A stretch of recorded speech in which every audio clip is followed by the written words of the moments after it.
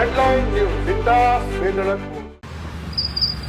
વડોદરા શહેરનો વોર્ડ 10 વિસ્તાર અને વોર્ડ 10 વિસ્તારમાં અનેક સમસ્યાઓનું સર્જન છે, જેમ કે રોડ પર પડેલા ખાડાઓ એ મુખ્ય સર્જન કહેવાય, મુખ્ય સમસ્યા કહેવાય વડોદરા શહેરની આ મુખ્ય સમસ્યાને લઈને એક વ્યક્તિએ માસ્ક પહેરીને વિરોધ કરવો પડ્યો છે। શા માટે વિરોધ કરવો પડ્યો છે?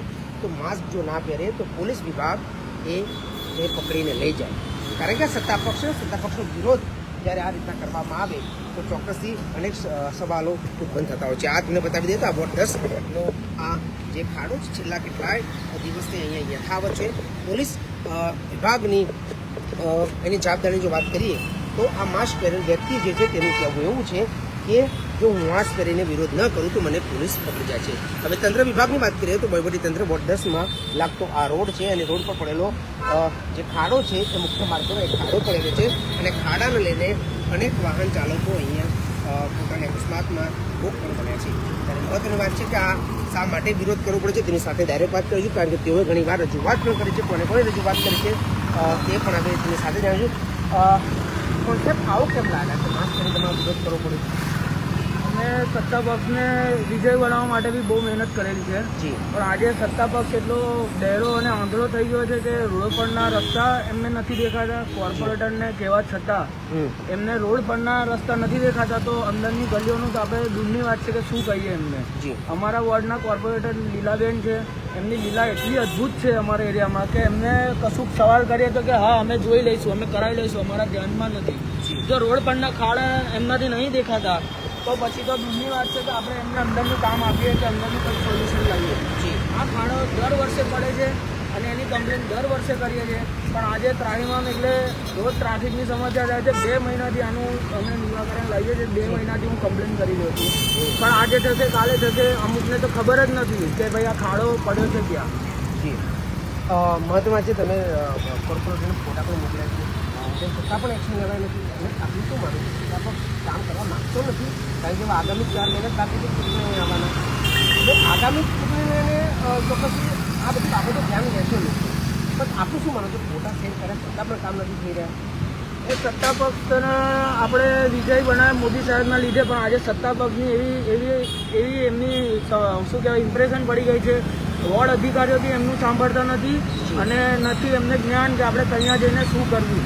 આજે એમને ઝંડાના કલરની જ્ઞાન ના હોય અને પછી મોદી સાહેબ દિલ્હી જઈને મોદી સાહેબના પૂતળા જોડે ફોટો પડાવવો પડે છે એ લોકોને, બરાબર, અને અહીંયા વોર્ડમાં શું ચાલ્યું છે એનું ધ્યાન હોતું નથી। એટલે એમની તૈયાર એમની માનસિકતા ખબર પડે છે કે પૂતળા જોડે ફોટો પડાવો અને મોદી સાહેબ જોડે ફોટો પડાવો, એમાં જમીન આસમાનનો ફેર છે। એમનું સ્થાન મોદી સાહેબના પૂતળા પૂરતું જ છે, કારણ કે જનતાએ મોદી સાહેબના ચહેરાથી એમને વોટ આપ્યો છે, નહીં કે એમના ચહેરાથી। પણ આપણે એવું માનવું છે કે તમે સારું કામ કરો તો પુતળા પાસે ફોટો પડાવે ઠીક છે, પુતળા પાસે ફોટો પડાવીને પોતાના પેજ પર શેર કરજો, આપણે લાગે છે કે આ ફોટો પર તેઓએ પોતાના પેજ પર શેર કરવો જોઈએ? મોદી સાહેબને જાણ થાય કે આવું કોઈ કાર્ય કરે છે તો નીચેના લોકો એ કાર્યને આગળ વધારવાની જગ્યાએ એને દબાવીને એને એ માણસને ગમે ત્યાં એને કેદ કરી દેવામાં આવે છે, એટલે એનો અવાજ દબાવવામાં આવે છે। જ્યારે આ દેશમાં અને આ રાજ્યમાં તો આપણા ગુજરાતમાં ધારાસભ્યો જો જેલમાં રહેતા હોય તો પબ્લિક સમસ્યા લઈને કોની જોડે જશે? એ વિપક્ષના હોય કે પક્ષના હોય, પણ ધારાસભ્ય જેવા ધારાસભ્યને જેલમાં રહેવું પડતું હોય તો આમ નાગરિકને આજે ચહેરો છુપાઈને નીકળવું પડે છે। એનું કારણ એ છે કે અમારા સપોર્ટમાં તો દૂરની વાત છે કોઈ આવે। અકોટા વિધાનસભાના ધારાસભ્યને પછી રજૂઆત કરવી હતી, એ શું માનવું? ધારાસભ્ય અકોટા વિધાનસભાના ચૈતન્ય દેસાઈ છે, એમના પિતાશ્રીના નામે રોડ બનેલ છે અમારા એરિયામાં, પણ આજે રોડનું તમે એનું રોડ જોશો તો એવું એમના પિતાશ્રી ઉપરથી એવું કહેતા છે કે રોડ અમારા સુધારો, અમારા નામના રોડ છે, અને અમે તો રજૂઆત કરીએ છીએ, અમારો તો સ્વભાવ છે કે સત્તાને સત્તામાં લાવવું અને સત્તાને સંભળાવવું, પણ આજે સાંભળવામાં એ લોકોને કચાશ થઈ જાય છે, બ્લોક કરી દે છે અમને લોકો, અમારા ફોન નથી ઉઠાવતા, બ્લોક કરી દે છે। એટલે તમારો મોબાઈલ બ્લોકમાં મૂકી દે છે? હા, અમારો નંબર તો પર્સનલી બ્લોકમાં જ હોય છે એમનો, કે અમે અમારો ફોન જ જે શરૂઆતમાં 2-3 ફોન કરે પછી અમે બ્લોકમાં જ છીએ એમને। ઓકે, તો હવે રજૂઆત કરવી તો કોને કરવી? એ મોટો પ્રશ્ન છે। રજૂઆત હવે દેશનું ત્રીજું યંત્ર મીડિયાને કહીએ તો તંત્ર સુધે, આપણા મહેશ બાબુને જ્ઞાન આવે કે વોર્ડ નંબર 11, 10 જેવું બી એક વિસ્તાર છે વડોદરામાં જ્યાં ધ્યાન આપવા જેવું છે, ખાલી સિટી અને સિટીની તેની બાજુ જ નથી, આ બાજુ બી બધું બહુ છે અને જોવા જેવું છે। તમે આવો એક દિવસ વિઝિટ કરો તો તમને બી જ્ઞાન આવે મહેશ બાબુ કે આ લીલાબેનની લીલા કે પછી સરકારનું આ નીતિ તમને જાણવામાં આવે કે કેવી છે? વોટ 10માં તમે રહો છો, વોટ 10ના કોર્પોરેટર ક્યાં આપે ત્યારે કોર્પોરેટર ક્યારે ફાયદો હશે તો કરી હું નીતિન મામાને ઓળખું, બધાને જ ઓળખું, નીતિન મામાને, ઉમંગભાઈને, સ્ટેમ્પવાલાને, પણ એ હું ઓળખું છું. કેમ? કારણ કે મને ઇન્ટરેસ્ટ છે. અહીંયા જતા વખતે કોઈને બી પૂછી લો અમને બેન સ્ટેમ્પવાલા કોઈને ખબર બી નહીં શું કહે છે, એમને કોણ કોર્પોરેટર છે એ બી જ્ઞાન નથી. એવું છે. એટલે અમે તો બધાને પર્સનલી ઓળખીએ, બધાને પર્સનલી મેસેજ કરીએ, પણ આ કામનું નિવારણ આવતું નથી. ચોક્કસથી આ પ્રકારની પરિસ્થિતિ અહીંયા હાલ જોવા મળી રહી છે. આ છે વોર્ડ 10નો વિસ્તાર ને વોર્ડ 10ના વિસ્તારમાં આ પ્રકારના ખાડા છે. છેલ્લા કેટલાય દિવસોથી આ ખાડા અહીંયા યથાવત છે. તેમ છતાં પણ હજુ સુધી કોઈ નિરાકરણ ના આવતા આખરે યુવકે માસ્ક પહેરીને વિરોધ કરવો પડે. માસ્ક પહેરવાનું માત્ર એક જ કારણ એવું છે કે જો તમારે સત્તા પક્ષનો વિરોધ કરવો હોય તો માસ્ક પહેરવું ફરજિયાત બની જશે. કેમ કે એક યુવકને ડર લાગી રહ્યો છે કે સત્તા પક્ષનો વિરોધ કરીશ તો કાલ સવારે પોલીસ મારા ઘરે આવીને બેસી જશે ને મને અટકાયતી પગલાં લેશે. પણ ચોક્કસથી આવું ન હોય કામ. કેમ કે આ ચૂંટાયેલી પાક એ વોર્ડ 10ની ચૂંટાયેલી પાક છે ને તેઓએ લોકો ચૂંટીને લાવ્યા છે, વોટ આપ્યા છે. ખૂબે વોટ આપ્યા હોય કે પછી પાલટી કરીને વોટ આપ્યા હોય તો વોટ આપ્યા છે, મત આપ્યા છે અને મત આપીને ચોક્કસથી તમને જીતાડ્યા છે.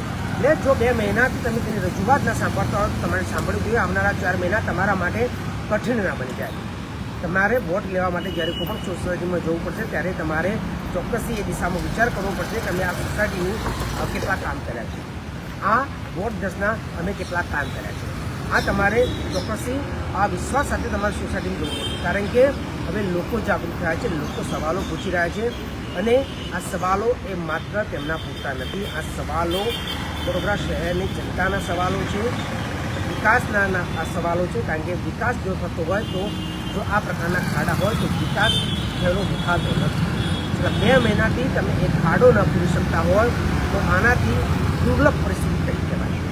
આવનારા 4 મહિના તમારા માટે કઠિન છે. વોર્ડ 10ના તમામ કોર્પોરેટરોએ આ વાતનું ધ્યાન લેવું ખૂબ જરૂરી છે. વડોદરા શહેરના વોર્ડ 10માં અનેક સમસ્યાઓ છે, એનું નિરાકરણ લાવવું તમારા માટે હવે જરૂરી બની છે.